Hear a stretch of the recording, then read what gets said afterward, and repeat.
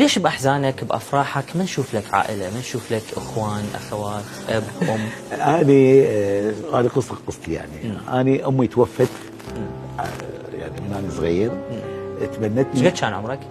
صغير يعني تقريبا بالولادة. بالولادة؟ أيه. ما شفتها يعني؟ ما شايفها.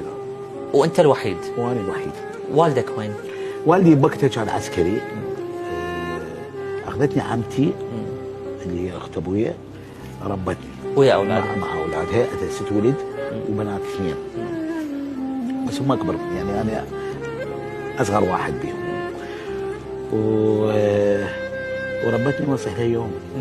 يعني هي أعز من أمي الحقيقية وأحبها كل شيء. ايش تحمل مشاعر والدك؟ والدك ما كان قريب منك؟ والدي كلش أحبه.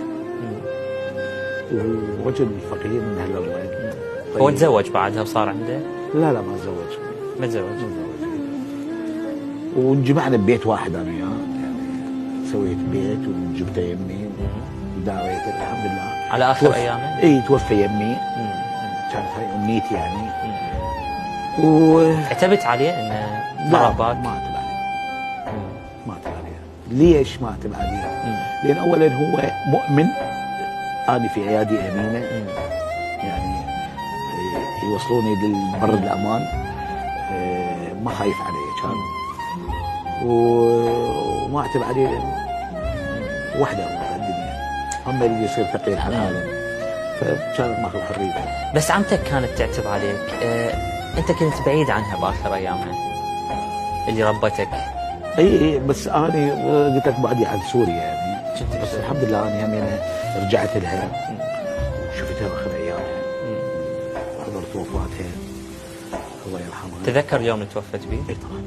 شلون كانت الكواليس هذا اليوم؟ اي حتى سويت لها فاتحه هنا ببغداد. يعني غير الفاتحه بالديانه سويت لها فاتحه هنا ببغداد.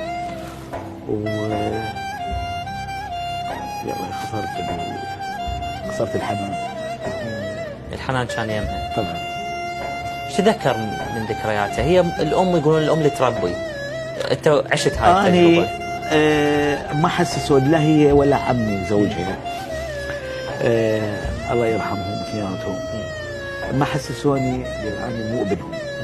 ابد ولا مره؟ ابد. ولا انت حسيت فد ولا انا حسيت. يعني شو يلبسون ولدها انا البس. شو ياكلون انا اكل. شو يطوهم يطوني. يعني ولا مثل. ابراهيم منو؟ ابراهيم اخوي. تريد قلب مواجه. انت قلت ما عندي اخوان. اخوي ابن عمتي يعني. ابن عمتي. إيه كان قريب عليه فرق سنه بيني وبينه.